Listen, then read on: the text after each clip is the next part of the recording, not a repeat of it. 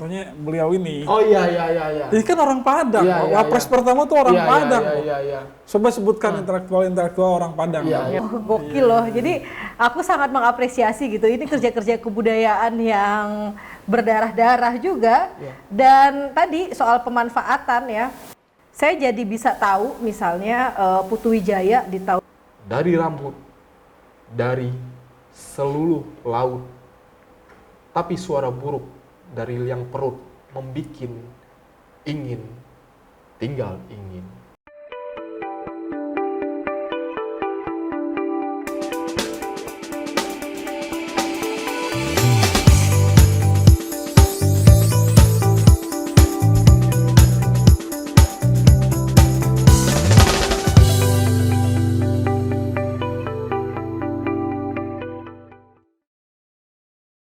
Sobat Baca, kembali lagi bersama saya Jajang Yanwar Habib dalam program Safari Sastra kuatbaca.com. Kali ini kita tidak bersafari, tetapi bintang tamunya yang datang kembali ke kantor Kuat Baca. Kita saat ini sudah bersama Esa Tegar Putra. Halo Mas Esa. Halo Bang Jajang. Tentu saja bersama Nisa Rengganis, perempuan tercantik yang penggiat sastra kuatbaca.com. Yoi. Tapi hari ini Nisa sama saya agak sensi. Kenapa tuh? Wah, Takut katanya. Gimana tuh? jangan dibahas di sini, pemirsa. Langsung aja. Udah Esa, apa kabar udah? Halo Nisa, ketemu lagi ya kita ya. Iya. Kemarin baru main ke Cirebon. Tahu aku lihat di IG-nya. Di IG-nya Nisa Rengganis di sini. Iya. Terus gimana? Udah ngobrol apa aja? Apa yang belum kalian obrolkan? Kita obrolkan di Iya sini. banyak sih yang belum kami Banyak. obrolin Kemarin dengan saya. ngobrol singkat banget ya, Sa. Iya, karena juga waktunya mendesak harus balik ke Jakarta, jadi ya kami ingin ngobrol sebentar aja. Oke, Sobat Baca. Jadi Esa Tegar Putra ini adalah seorang arsiparis, kemudian dia juga aktif bergiat di sastra, tentunya di sesuai asalnya nih, Minang. Iya. Gitu kan. Kemudian, nah ini yang kita ingin bahas di sini. Pertama adalah mengenai arsip itu apa sih? Pekerjaan arsip itu apa? Ngapain aja? Kemudian karena konteksnya di Dewan Kesenian Jakarta, nanti banyak yang membahas soal itu ya. Iya, boleh. Oke. Kita ceritain dulu soal itu deh, Sobat Baca ya. Ya. Kalau di DKJ sih prosesnya lebih banyak ke ini ya. Selain preservasi, kita juga melakukan pemanfaatan arsip ya. Jadi arsip-arsip yang udah dihasilkan oleh DKJ dari periode awal sekitar 68 lah sampai sekarang itu kita manfaatin lagi untuk menunjang proses program-program Dewan Kesenian Jakarta saat ini. Nah, selain itu juga proses pemanfaatan itu juga dilakukan oleh orang di luar DKJ. Jadi kita juga sebagai fasilitator di sana di DKJ itu. Nah, mungkin saya kasih gambaran sedikit ya. Sebenarnya apa saja sih arsip-arsip yang ada di Dewan Kesenian Jakarta itu gitu. Ya. Nah, kan kalau dari tahun 68 sejak Dewan Kesenian Jakarta itu berdiri kan mereka bikin 6 komite ya, ada sastra, seni rupa, Musik. teater, musik, film, dan satu lagi apa ya? Tari, Oke. Tari bener. Tari. Terus jadi keenam komite ini kan mereka masing-masing punya program nih, punya program dari dulu 68, 70-an itulah gitu. Nah, mereka menghasilkan produk-produk dokumentasi itu Bang Jajang. Ada produk dokumentasi mereka mulai dari misalnya kalau dulu itu mereka bikin buku program gitu. Terus Poster mereka acara. poster acara gitu. Terus mereka bikin juga ya kalau ada sidang antara mereka bikin catatan gitu. Kalau ada diskusi mereka bikin catatan diskusi, ada makalah, ada segala macam gitu. Risalah rapat. Iya benar. Jadi yang itulah yang kemudian dokumentasi itulah kemudian yang dikumpulkan oleh petugasnya di DKJ dan menjadi arsip hari ini gitu. Nah, itu yang dari 6 komite loh, banyak banget. Tujuannya ngarsipin tuh apa sih, Mas? Ya sebenarnya untuk melihat proses peristiwa yang ada di masa lampau aja sih, dan kita bisa mengambil pelajaran dari apa yang sudah mereka lakukan dari dulu itu gitu. Nah, kalau di arsip di DKJ ini kan unik bisa dibilang unik karena arsip yang mereka hadirkan di sana adalah organik gitu, organik. Kenapa kita sebut organik? ya mereka yang menghasilkan produk itu gitu. Produk itu kalau misalnya kalau kayak dia Andri kan Andri juga menghimpun arsip-arsip orang ya. Nah, kalau DKJ ini organik arsipnya arsip yang mereka ciptakan sendiri gitu. Jadi bisa aja ini Nisa Negara ini juga arsiparis. Bisa Dia banyak setiap- mengarsipkan surat cinta yang datang kepada dirinya. harusnya memang seperti itu. Nah, ini serunya. Kemarin sebenarnya kami sempat ngobrol gitu ya. Semua orang tuh bisa menjadi arsiparis. Bisa, iya. Dan semua orang harusnya punya daya dokumentasi yang baik. Karena gini loh Nislo, ya contohnya misalnya kayak ya cerita-cerita kita di belakang layar inilah gitu misalnya Bang Yajang ya. Kalau untuk ya anggaplah mengajukan beasiswa aja kita butuh sekian macam CV yang mesti kita masukin dan butuh apa yang sudah kita arsipkan itu gitu untuk dikirimkan atau dilihatkan ke mereka ke ininya gitu. Ya kayak gitulah contoh-contoh kecilnya aja gitu. Butuh portofolio itu. Kalau yang secara pribadi kan portofolio ya, tapi kalau dilembagakan ini kan mereka menjadi arsip lembaga gitu. Jadi yang di DKJ itu ada juga portofolio banyak orang di sana. Dalam artian portofolio seniman gitu loh. Misalnya tulisan-tulisan seniman di sana gitu. Mereka ngumpulin, DKJ ini ngumpulin gitu. Apa indikatornya kalau dalam pengarsipan apa? Ada berapa file atau apa? Ya banyak sih, banyak indikator. Aku nggak ngerti ya kalau sistem mereka dulu itu aku nggak ngerti kan kita tinggal menerima sistem yang dibikin mereka dulu gitu. Jadi kita tugas kita sekarang itu menjaga dan sebenarnya memperbarui sistem mereka sih ada. Dan itu bukan tugas aku, tapi ada arsiparis lain yang sekarang itu sedang merancang grand design tentang pemanfaatan arsip DKJ itu di masa depan gitu. Jadi dirancang lagi karena sistem digital sistem gitu mereka, ya. Sistem mereka itu kan sederhana sekali Bang Yajang. Misalnya kayak Bang Yajang, umpamanya nama Bang Yajang ada di koran, tulisan Bang Yajang misalnya itu di clipping ke boxnya Bang Yajang gitu, ditandain berdasarkan misalnya tahun gitu. Bisa juga gitu misalnya gitu. Jadi itu salah satu contoh kecil aja ya prosedur mereka mengarsipkan gitu. Lalu mereka kasih kode Kalau gitu. sistem yang baru? Sistem yang baru mungkin akan didigitalisasi, ya akan digital, metadatanya mungkin akan lengkap ya, ini arsipnya, kodenya berapa ya sampai nama orangnya sampai segala macamnya lah nanti mungkin akan lebih lengkap lagi banyak untuk mempermudah orang untuk mengakses gitu kan sebenarnya kan itu ya fungsinya gitu mempermudah orang mengakses ketika kita sebut namanya atau sebut judulnya atau temanya apa gitu orang gampang ngambilnya gitu. Pantesan datang ke Kuat Bacanya telat, sibuk bener rupanya. Sedang transformasi nih di kearsipan ya. Oke, gitulah, ini menariknya tadi soal kearsipan tadi itu. Terus sekolahnya nih Bang Esa nih apa nih? Sekolahnya apa? Kemudian tentu saja nanti kita akan mengungkit soal sastranya dia ya. Iya. Sekolah aku sebenarnya bukan arsip ya, kan sudah jelas aku bukan arsip gitu. Aku hanya orang sastra yang menyukai arsip-arsip kesenian gitu. Sekolah aku sastra Indonesia gitu. Jurusan sastra Indonesia aku S1 aku gitu. S2 aku juga ngambil sastra gitu. Jadi secara teknis apa yang aku kerja autodidak, aku ngerjainnya arsip autodidak dengan bantuan banyak orang lah di sana. Luar biasa. Jadi Sobat Baca karena dia menyenangi karya-karya sastra, tiba-tiba dia menjadi seorang arsiparis gitu ya. Iya, sampai ke tahapan itu gitu. Ini sama aja dengan kayak misalnya kolektor piringan hitam tuh ya. Oh iya. Ya kan dia mengarsipkan itu ya. Iya benar. Ini juga nih bagi koleksi piringan hitam. Iya. Kalau aku lihat nih gini Kang Jajang, udah Esa nih termasuk yang agak langka ya, karena anak muda biasanya itu kerja. Aku pernah lihat dia merapihkan file-file koran-koran lama yang di DKJ gitu, kemudian poster-poster acara yang kemudian sempat dipamerkan juga ya dalam festival arsip DKJ itu ya. Itu kerja-kerja yang harus teliti, disiplin, tekun ya. Debunya itu, waduh, gokil loh. Jadi aku sangat mengapresiasi gitu. Ini kerja-kerja kebudayaan yang berdarah-darah juga. Dan tadi soal pemanfaatan ya, saya jadi bisa tahu misalnya Putu Wijaya di tahun-tahun 80-an, 90-an melakukan pentas teater di tim itu membawa naskah apa saja. Bagaimana respon publik ya dari kearsipan yang ada di clippingan koran teater, pentas teater mandiri gitu. Nah itu kan hari ini akhirnya bisa jadi bagi misalnya teman-teman yang ingin melakukan riset ya, itu jadi bermanfaat sekali.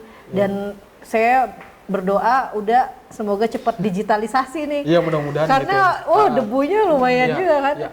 Aku juga ininya semangatnya juga karena itu Nisa banyak. Jadi karena aku memang sangat senang sekali dengan dunia kesenian itu ya Bang Ajang ya, melihat, menonton, mengapresiasi lah gitu. Jadi banyak hal yang aku lihat di arsip-arsipnya DKJ itu gitu, yang kayak yang diceritain Nisa tadi lah salah satunya. Jadi ada informasi-informasi yang kemudian bisa kita serap dan bagikan kembali ke publik dalam bentuk yang lain, mungkin ya tulisan diperbarui. Kalau aku kan biasanya kenapa aku suka membaca arsip-arsipnya itu karena aku berpikir nih dapat sesuatu dan pengen bagiin sesuatu itu ke publik gitu dalam bentuk tulisan yang ya artikel atau apalah gitu. Jadi aku selalu kayak gitu.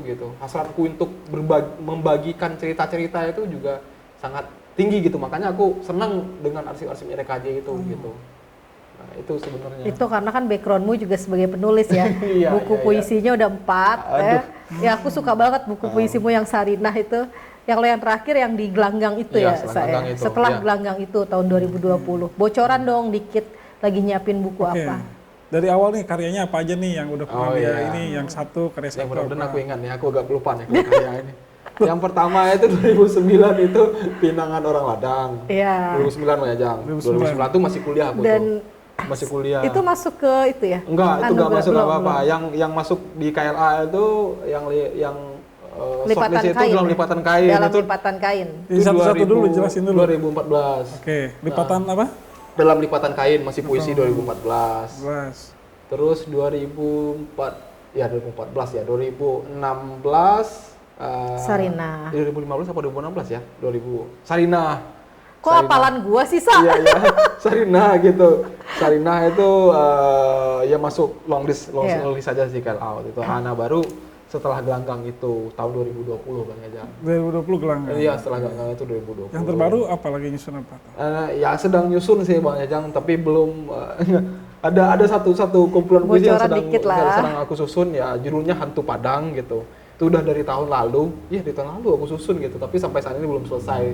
Mudah-mudahan tahun depan bisa aku terbitkan lah gitu. Masih dalam proses Hantu Padang nih. Nah, ini langsung menyiratkan nih. Iya.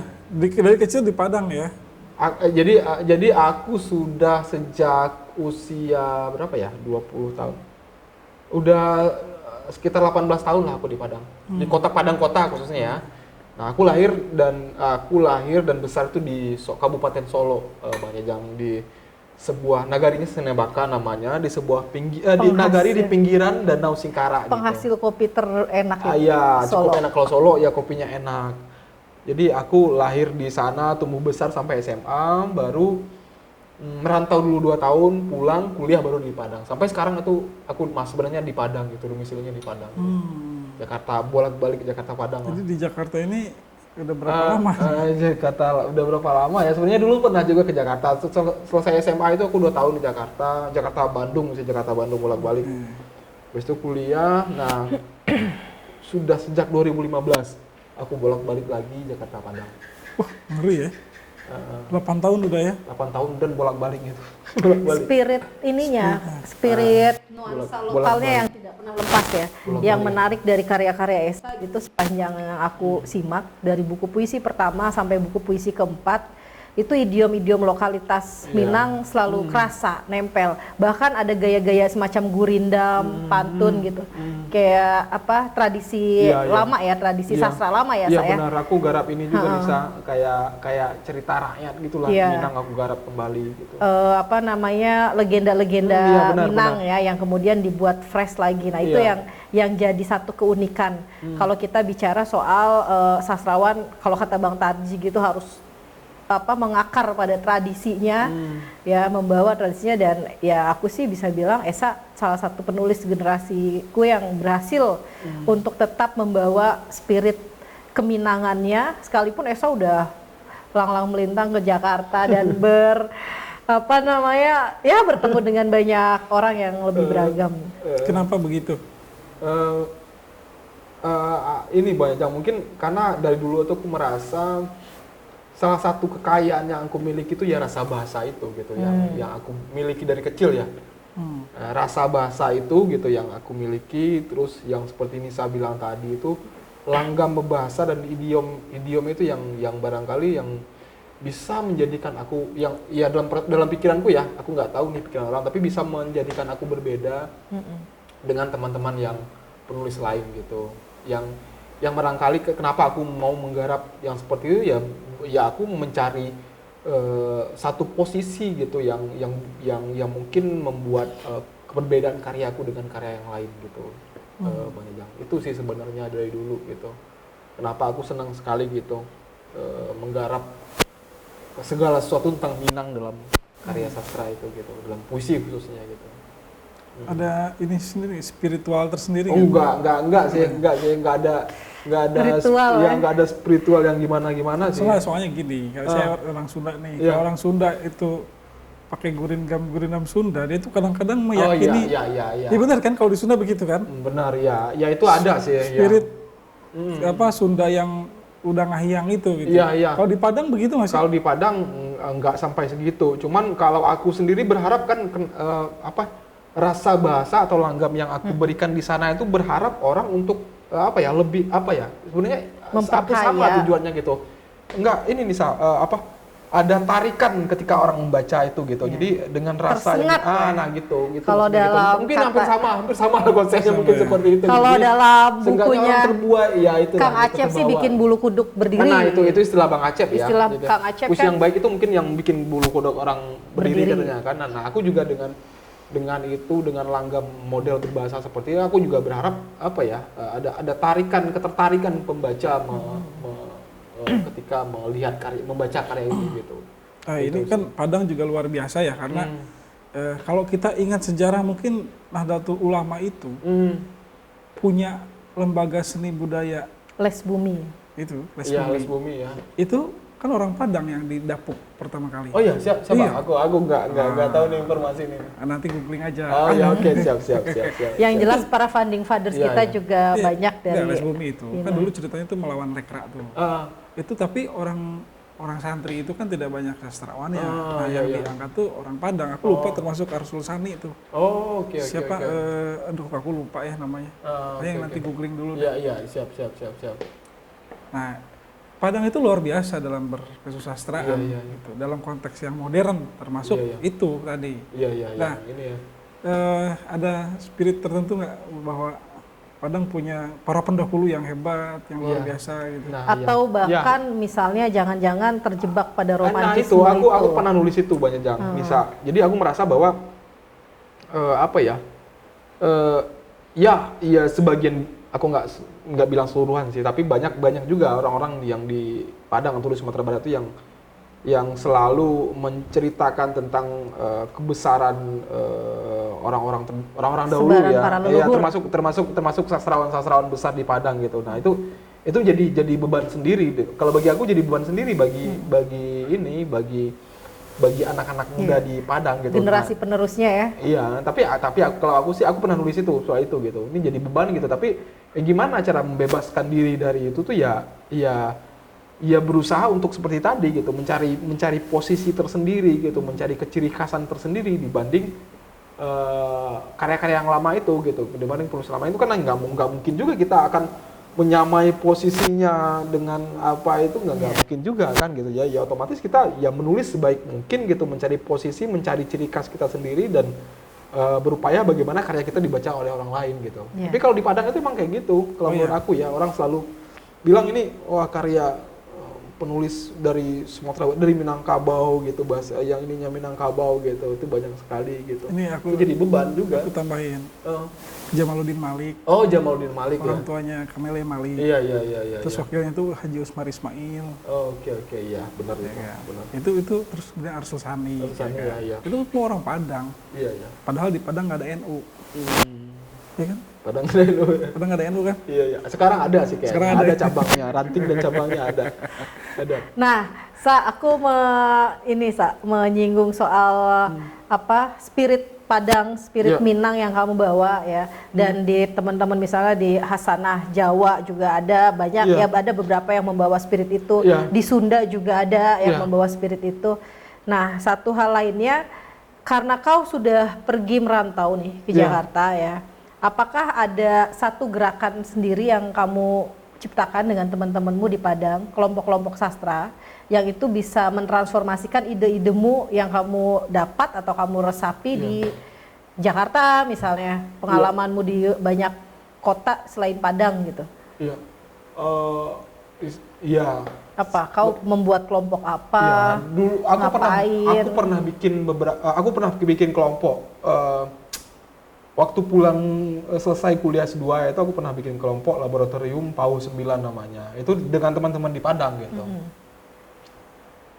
Dengan teman-teman mahasiswa di Padang, karena aku merasa bahwa mahasiswa Andalas ya, karena aku merasa bahwasanya apa yang aku dapat, iklim yang aku dapat di kampus waktu aku kuliah itu gitu tidak didapat oleh teman-teman sekarang. Aku nggak tahu gitu, ada yang berubah, kayaknya ada dinamika yang berubah di kampus gitu. Lalu aku ngajak teman-teman yang menulis banyak hal ya, banyak yang nulis sastra, nulis esai, film juga gitu, untuk diskusi di bawah kampus, tidak lagi di kampus, di satu kafe kami rutin bikin diskusi gitu. Nah itu bikin ternyata nggak berhasil juga, tinggal grup WhatsApp misalnya gitu, nggak berhasil karena memang Klasik gitu. apa yang aku rasain dulu itu waktu kuliah itu kan aku punya sama teman-teman bikin komunitas Kandang Padati. Yang Apa tuh Kandang Padati? Kandang Padati itu nama Fokusnya? tempat sih, sastra gitu. Karena semua orang dalam komunitas itu nulis sastra. Enggak komunitas juga sih, itu sebenarnya tempat tinggal yang kita istilahkan aja dengan komunitas gitu. Semuanya nulis gitu. Nah ternyata situasi yang saya idealkan seperti itu nggak bisa kembali dihadirkan gitu dengan itu gitu, dengan membuat komunitas-komunitas seperti itu gitu. Ternyata kita nggak bisa. Sampai akhirnya lebih memilih jadi solo karir aja. Iya, kita tetap sebenarnya aku tetap komunikasi dengan teman-teman, memberikan perspektif ke mereka gitu. Ada yang ditawarkan misalnya kayak ini ada ini nih di Jakarta nih, gimana gitu. Bukan berarti Jakarta sebagai pusat ya, tapi aku berpikir malahan ada sesuatu yang bagian baik yang mesti diambil dari Jakarta gitu. Ini satu problem juga antara ini nih Bang Ejang, kalau menurut aku daerah antara Jakarta dan antara pusat dan daerah ini kan teman-teman di daerah Cerita juga lama, sangat sangat anti, aku nggak tahu ya, sangat sinisnya berlebihan. Aku juga sempat seperti itu. Tapi setelah aku pikir-pikir bahwa ada sesuatu yang baik yang bisa aku ambil dari Jakarta, ya udah aku bawa untuk membangun yang di rumah gitu, yang di Padang misalnya seperti itu. Nah itu kemudian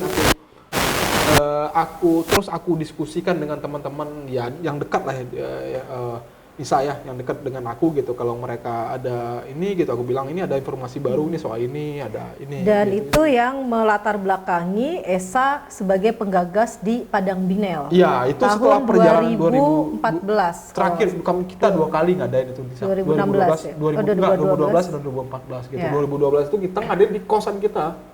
Apa itu? Acara festival pembacaan karya apresiasi sastra itu di kosan gitu, di kosan kita undang banyak penulis gitu. Adain di kosan yang aku Progresif sebutkan itu, nama Sa. Dati itu tadi. Progresif kosan itu. Tapi Kosan doang, hasilnya gimana? rame yang datang gitu. Oh, baca puisi, bikin panggung. Kita undang penulis Sumatera Barat beberapa gitu, kita pilih, kita kurasi gitu. Minta mereka baca puisi, ada diskusinya juga, terus ada musik juga gitu. Itu depan kosan doang. Nah, habis itu 2014 itu sudah cukup lebih besar kita undang penulis teman-teman dari Jakarta, dari mana gitu, dari Makassar, dari mana gitu, kita undang gitu. Itu enggak, Mereka datang mereka gitu, kita minta mereka, dan itu malah duitnya nggak dari kita nggak ada duit gitu. Kita coba cari sponsorship di Padang, itu dapetnya cuman buat sedikit makan dan sedikit buang bensin lah. Tapi banyak kali sponsor dari toko emas di sana ya. enggak lah, pasti enggak lah, pasti enggak. Yang Emasnya kan luar biasa tuh di sana ya. Yang menariknya itu adalah Binel itu seolah-olah kan sakral ya, dan ngeri gitu, angker. Karena Binel ini biasanya diadakan di kota-kota besar ya. Dan ketika Esa membawa itu ke kampung halamannya, yang kemudian sekarang diikuti Kuningan juga punya Binel ya kan. Cirebon sebentar lagi nanti aku yang gagas ya. mudah-mudahan. Iya, mudah-mudahan ya, nggak apa-apa. Artinya ini menyebar nih semangatnya seenggaknya menyebar, yang mungkin kita dapatkan di kota besar ya, ketika kita pulang ke kampung halaman kita, bertemu dengan teman-teman masa kanak-kanak kita, dan lanskap kota tempat tinggal kita itu kan jadi inspirasi dalam menulis. Itu sebenarnya kalau saya pribadi sih kayak semacam upaya say thank you ke tempat tinggal ya. Akhirnya kita seperti ingin membuat something lah yuk kita bikin sesuatu acara kolaborasi yang kemudian ya kalau sekarang sih eksisnya dengan nama Binel itu. Ya aku juga seperti itu, pengen kolaborasi dengan banyak teman, tidak hanya sastra dulu gitu, ngajakin siapapun musik gitu. Iya, persinggungan sastra ke teater, film, musik. Itu banyak jalan. Jadi kita pengen kolaborasi lah gitu. Nah tapi memang terakhir itu kita cuma bisa sanggup 2014 itu ya, 2014 karena memang aku udah berangkat ke Jakarta, teman-teman juga udah berangkat ke Jakarta gitu dan sangat ya aku nggak tahu lah, mungkin secara pribadi aku sulit tercatat sebagai gitu, penggagas ya dalam sejarah ya. Sulit untuk bikin membikin itu lagi gitu, sangat sulit sekali. Jadi apa tadi? Tercatat penggagas Padang Binel. Padang Binel ya. Binel itu apa artinya? Binel itu agenda sekali 2 tahun. Agenda 2 tahunan. Pertemuan karya lah. Gitu, ya. Tapi tidak hanya sastra ya tadi, ada pemutaran film, nanti ada kalau di Indonesia kan biasanya di rupa ya, seni rupa ya. Seni rupa biasanya kalau ya Jogja ya paling rutin ya, Jogja, Bali, Jakarta. Gitu. Ya. Kalau di sastra ini dulu itu yang ada Salihara, Biennale Salihara kan, Salihara gitu. Terus Asian Literary Festival. Asian Literary Festival Makassar bagus juga ya, festival sastranya. Aku itu menjadi semangat bagi aku untuk ngadain itu ya, kayak lihat MLF, ada Aan di sana gitu. Asian Literary Festival ada Mbak Oki waktu itu gitu. Jadi itu sih yang menjadi semangat kita juga untuk ngadain acara di Padang waktu itu gitu. Wah, luar biasa. Jadi penggagas ini ya. Penggagas yang menginspirasi banyak orang. Ya. Saya penasaran sama tadi kok kesannya Esa malu-malu untuk membocorkan karya terbarunya Hantu Padang yang sudah dikerjakan setahun dan belum selesai. Apa hantu dalam arti yang sebenarnya atau itu konotasi? Apakah itu sejarah masa lalu Padang atau apa? Bocoran dikit lah. Iya, kalau dalam kenapa aku menggunakan idiom hantu itu ya? Karena aku memandang hantu ini tidak sesuatu ini ya, misalnya dalam perspektif aku yang di dalam puisi yang aku hadirkan kali ini, hantu itu bukan hantu yang yang perawakannya seperti ini yang digambarkan oleh orang-orang ke kita yang membuat kita takut ya, tapi aku memandangnya sebagai segala sesuatu yang membuat ketakutan, kecemasan di masa lalu gitu. Jadi kenapa aku bilang hantu Padang itu gitu. Ini sebenarnya sangat personal sekali gitu. Aku bikin puisi yang ini memang sangat personal. Aku nggak peduli lah kalau orang bilang wah puisi itu harus mewakili sosial masyarakatnya. Aku memang untuk buku puisi kali ini aku menyampingkan hal itu gitu, karena pengalaman personal yang aku alami di Padang sendiri, apa yang aku lewati, apa yang aku rasakan gitu, menurut aku secara pribadi itu sudah patutnya juga aku bagikan ke orang melalui puisi gitu. Banyak sekali hal-hal yang ajaib yang aku rasain di ketakutan, mulai dari ketakutan situasi akan seperti apa kita di akan seperti apa aku secara pribadi dan teman-temanku di masa depan gitu waktu aku kuliah gitu. Nah itu aku spiritnya itu aku ambil lagi tuh ketika melewati jalan ini gitu, misalnya banyak yang aku ini memang agak selalu orang yang selalu agak bilang bukan romantik, tapi setiap ada satu peristiwa yang terjadi membekas ya? Itu membekas di jalan itu gitu. Aku ngeliat itu aku langsung ngebayang gitu. Penyair sekali ya. Ngopi di sana,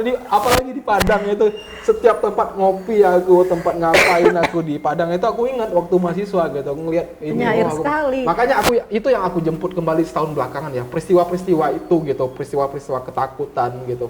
Tentu ada juga kebahagiaan juga tentunya ya, tidak hanya ketakutan gitu, tapi segala sesuatu yang di masa lalu itu aku menganggap hantu yang membayangi aku gitu. Makanya aku bikin ya udah hantu Padang aja gitu, dan semua tentang apa yang aku garap di dalam puisi itu semuanya tentang Padang gitu. Ya lanskapnya kota Padang gitu, tempatnya kota Padang gitu. Oke, nanti isinya berapa persen dari tentang Padang tuh? Iya, pokoknya hampir semuanya tentang Padang, Bang Jang. Karena kalau ada puisi yang aku garap tentang lanskap Jakarta itu aku pisahin langsung tuh, ini nggak masuk gitu, nggak aku masukin gitu. Mungkin pertanyaannya gini Mbak Nisa, jadi apa sih yang paling berkesan tentang Padang? Nah itu gitu untuk ngiliknya gitu tuh. Oh iya, yang paling berkesan tentang Padang otomatis ya, aku merasa bahwa aku hidup, bukan hidup ya, tapi aku menemukan jalan hidupku kembali di Padang. Misalnya kayak gini Banyak Jang, kenapa aku bilang seperti itu? Karena waktu tamat SMA, aku kan pergi merantau tuh aku nggak tahu ya aku di kampung teman-teman pergi merantau semua. Jadi aku ikut merantau gitu. Ikut merantau nggak tahu nih masa depan akan seperti apa. Nah ketika aku kembali ke Padang gitu, aku merasa Padang itu adalah kampung kedua aku setelah kampung tempat kelahiranku gitu. Solok tadi gitu. Karena di Padang itulah aku berproses gitu. Mulai awalnya aku nggak tahu sastra, sedikit pun nggak tahu gitu. Tapi di Padang ya berkat kuliah, berkat ketemu dengan banyak orang gitu, itu bisa membuka sesuatu gitu, membuka jalan lain bagi hidupku untuk menemukan sesuatu yang lain gitu. Ya otomatis aku berpikir bahwa apa yang kalau aku nggak memutuskan untuk balik ke Padang, otomatis ya mungkin nggak akan seperti ini gitu. Perkenalanmu pada sastra dimulai dari buku siapa, Sa? Di masa kanak-kanak. Kanak-kanak aku kenal Horizon, aku itu majalah majalah sastra Horizon. Di sekolah itu aku malah bukan gunting puisinya waktu itu gitu. Aku gunting gambar-gambar sketsa yang bagus tentang sketsa tentang ya aku penyair puisi sekali gitu. ya Om Esa. Aku gunting-guntingin aku curi-curi terus aku gunting-gunting karena menurut aku kayak lukisan covernya bonsai enggak yang dalam itu loh, ada bonsai terus ada jurang-jurang gitu. Aku nggak tahu tuh itu sketsa siapa, itu yang banyak sekali gitu yang aku colongin, malah bukan puisinya gitu, tapi aku baca sih yang aku colongin bukan puisinya tapi artinya gambarnya. Biasanya setiap orang punya pengalaman pertama pada pertemuan buku pertama. Kalau saya buku pertama dalam pertemuan sastra tuh karyanya Hamka, Buya Hamka, Tenggelamnya Kapal Van der Wijk. Sekalipun waktu baca di masa anak-anak, aku nggak paham ada isu sosial di sana. Bagaimana ada persoalan yang lebih besar dari sekedar jadi kenapa aku bilang juga cinta. Tadi Padang itu menjadi mengubah banyak hal dalam hidup gue itu karena emang di kampung itu aku nggak tahu sekalipun tentang sastra gitu ya, itu di sekolah gitu, dapat di itu SMA sekolah, dan aku pun minatku pun nggak ada dengan itu gitu. Tapi pas aku di Padang itu ternyata ada dunia seperti ini gitu yang mungkin cocok buat aku ya udah aku jalanin gitu. Aku belajar di sana dan pada akhirnya yang menemukan sesuatu gitu. Mas Esa, ini ada email dari Sobat Baca nih. Ya. Katanya sebagai orang Padang nih, saya banyak melihat itu jadi pedagang. Oh iya. Nah itu gimana nih? Kalau apa sih, ada kontradiktif nggak sih antara dengan keumuman dengan kamu yang khusus makanya sebagai seniman makanya aku bilang banyak tadi itu kan aku merasa menjadi perantau pedagang yang gagal gitu Bang Jajang. Gitu. Aku itu jadi dia banyak buka usaha dan alhamdulillah pas pandemi juga aku banyak buka usaha dan aku udah menikmati dari itu aja warung gitu. Teh Talua iya banyak lah, tapi waktu selesai itu nih selesai pandemi enggak. Kalau kenapa aku bilang aku gagal gitu sampai aku nggak mau lagi berdagang itu ya waktu itu selesai SMA itu ya kayaknya aku memutuskan kuliah itu. Jadi SMA itu aku pernah ikut jualan toko plastik sama orang kampungku, jual depot jamu gitu, kedai nasi juga pernah. Fotokopi gitu. pernah? Fotokopi nggak pernah gitu karena orang di kampungku nggak ada yang fotokopi banyak. Jadi itu kan setiap kampung di Minang itu punya ciri khas tersendiri ya, yang ketika di kampung itu yang ada yang si A berhasil dengan fotokopi, misalnya semuanya akan ikut fotokopi. Kalau di kampungku si A ngikut jualan plastik, toko plastik itu kayak toko plastik daun bahan kue itu semuanya ngikutin gitu.